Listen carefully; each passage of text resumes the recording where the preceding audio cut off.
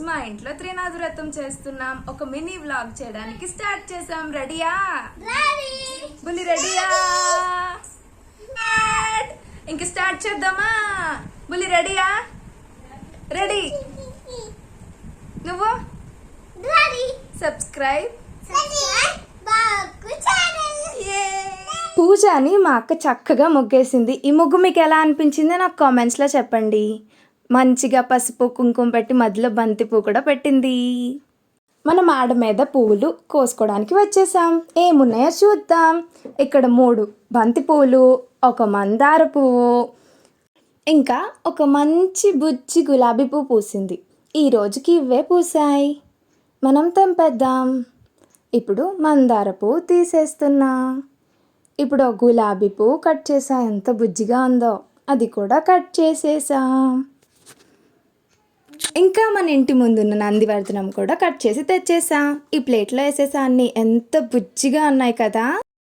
చూసారా మా అమ్మ పేటని ఎంత చక్కగా అలంకరించారో. పసుపు రాసి బొట్టు పెట్టి మంచిగా ముగ్గు పెట్టి త్రినాథ స్వామిని అక్కడ పెట్టారు.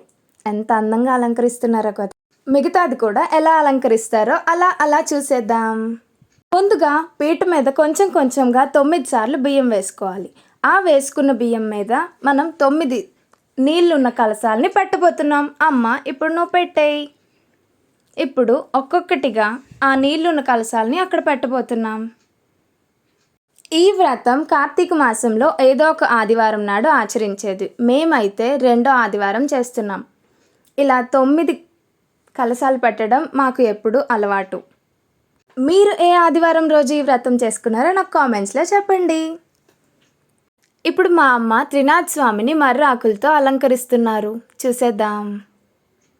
మర్ర ఆకులు ఎందుకు పెడతారో మీకు తెలుసా? తెలిస్తే నాకు కామెంట్స్లో చెప్పండి.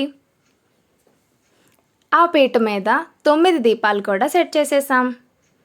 ఇంకా మా అమ్మ పసుపు వినాయకుడిని కూడా తయారు చేసి పెట్టేశారు. ఇందాక మనం పెట్టుకున్న 9 కలశాల్లో 9 మర్రాకులను పెడుతున్నాం. చూస్తున్నారుగా మా అమ్మ ఎంత అందంగా అలంకరించారో. ఇకపోతే మా బుల్లిగాయి వాళ్ళ మామని ఫస్ట్ టైం పంచులో చూసి తెగ నవ్వుతుంది.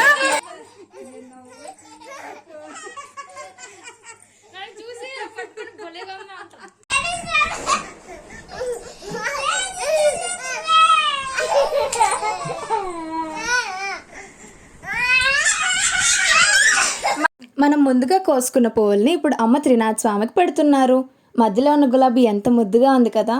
ఇంకా నందివర్ధనం పువ్వులన్నీ ఆ చిన్న కలశాల్లో పెట్టేస్తున్నారు.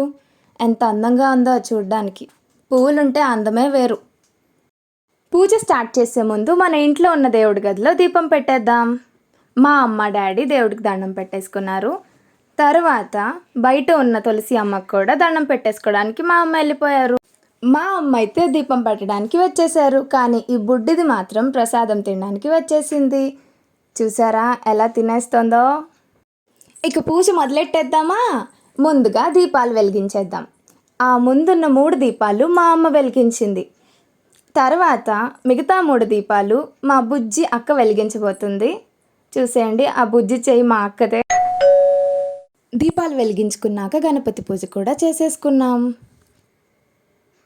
ఆ వినాయకునికి పూజ అయిపోయిన వెంటనే త్రినాథ స్వామికి పూజ మొదలుపెట్టాం. ముందుగా 108 అష్టోత్తర నామాలతో మొదలైంది మా పూజ. కథతో అలా సాగుతుంది. నాగేశ్వర మమ ధర్మపత్ని యోగవతి నామదేశ్య శ్రీమాన్ గోత్రస్య మమ బిడ్డ ప్రియాంక భార్గవి నామదేశ్య మమ ధర్మపతి సమయ సమయ సర్వం సన్నిధ చాలండి, చెప్పుకోండి.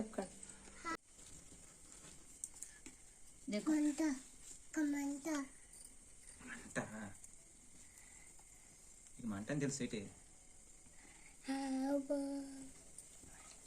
గంజాయి వేస్తే అది గంజాయమ్మా, తొందరగా వేయచ్చు.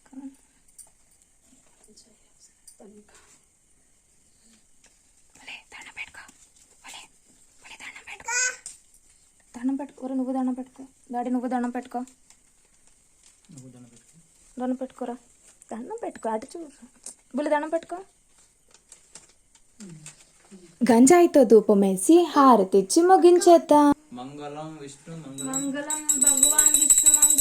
మధుసూదన మంగళం పుండరీకాక్ష మంగళం గరుడధ్వజ నీలాచలనివాసాయ నిత్యాయ పరమాత్మనే శ్రీలక్ష్మీప్రాణాదాయ జగన్నాథాయ మంగళం దత్తాత్రేయ పూజ్యాయ శ్రీనాథాయ మంగళం.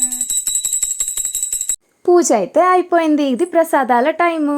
బుడ్డిది అందరికీ ప్రసాదాలు తినిపించడానికి రెడీ అయిపోయింది. ముందుగా వాళ్ళ అత్తకి, తర్వాత వాళ్ళ మామకి చేతిలో పెట్టేసి ఇలా అనేసి వెళ్ళిపోయింది.